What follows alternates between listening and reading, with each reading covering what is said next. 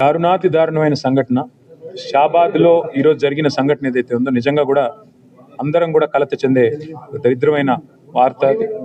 ఇవాళ మీరు చూసినట్టయితే పాక్సో లాంటి ఘటన జరిగిన తర్వాత ఒక మైనర్ బాలిక మీద అత్యాచారం జరిగిన తర్వాత వారికి బెయిల్ ఇవ్వడము, ఆ బెయిల్ ఇచ్చే క్రమంలో న్యాయమూర్తుల దగ్గర మరి ప్రభుత్వం తన వాదనలు పటిష్టంగా వినిపించకపోవడం వల్లనే ఈ పరిస్థితి వచ్చిందని నేనైతే అనుకుంటా ఉన్నాను.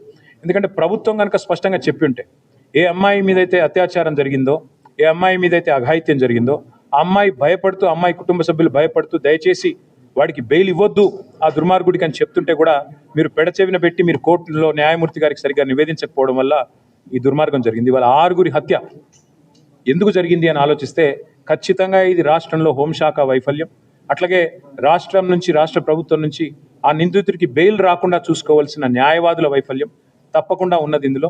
మరి రేవంత్ రెడ్డి గారు సమాధానం చెప్పాలి. ఇట్లాంటి దుర్మార్గులకు బెయిల్ ఎందుకు ఇస్తున్నారు? ఏ కారణం చేత మీరు బెయిల్ ఇచ్చి వాళ్ళని మళ్ళీ సమాజంలోకి ఈ మానవ మృగాల్ని మీరు వదులుతున్నారు? ఎవరి బాధ్యులు? వాళ్ళ 6గురు ప్రాణాలకు ఎవరు బాధ్యులు? ఎవరు బాధ్యత తీసుకుంటారని నేను అడుగుతా ఉన్నా. కేసీఆర్ గారు ఉన్నప్పుడు ఇట్లాంటి అఘాయిత్యం ఒకటి జరిగితే ప్రభుత్వం ఎట్లా స్పందించిందో అందరికి గుర్తుంది, ఎంత స్విఫ్ట్గా స్పందించింది, ఏం చేసిందో అందరికి గుర్తుంది. కానీ వాళ్ళ రాష్ట్రంలో అమ్మాయిల మాన ప్రాణాలకి రక్షణ లేకుండా పోయింది. కనీసం కంప్లైంట్ ఇవ్వాలంటే భయపడే పరిస్థితి. ఇట్లా మీరు విచ్చలవిడిగా బెయిల్ ఇచ్చుకుంటూ మీ పబ్లిక్ ప్రాసిక్యూటర్లు వాదించకుండా, దుర్మార్గులకు బెయిల్ ఇవ్వకుండా అడ్డుకోకపోతే రేపటి రోజున జరిగే అఘాయిత్యాలకు, రేపటి రోజున జరిగే దారుణాలకు ఖచ్చితంగా రేవంత్ రెడ్డి గారు, ఆయన ప్రభుత్వమే బాధ్యత తీసుకోవాలి. ముమ్మాటికి ఈ 6 హత్యలు ఏవైతే జరిగినాయో ముమ్మాటికి ఇవి ప్రభుత్వ హత్యలు.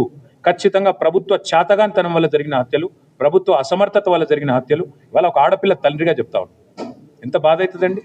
అఘాయిత్యం జరగడమే ఘోరం అంటే, అఘాయిత్యం జరిగిన తర్వాత పబ్లిక్గా వచ్చి చెప్పుకోవడమే భయంకరమైన ఒక పరిస్థితి అంటే, దాని మీదకెళ్ళి ఇవాళ ఆ దుర్మార్గులకు, మానవ మృగాలకు బెయిల్ ఇచ్చి వాళ్ళని బయటికి తీసుకొచ్చి వాళ్ళు అఘాయిత్యాలు చేస్తుంటే వాళ్ళ పలుకుబడి డబ్బుల్ని ఉపయోగించుకొని సిగ్గు లేకుండా పబ్లిక్ ప్రాసిక్యూటర్లు మరి నోరు మూసుకొని చేష్టలుడికి చూస్తుంటే ఏ ధైర్యంతో మరి రేపటి రోజున ఆడపిల్లలు ఈ రాష్ట్రంలో ఏమైనా జరిగితే బయటకు వచ్చి ఫిర్యాదు చేస్తారు? తల్లిదండ్రులు భయపడరా?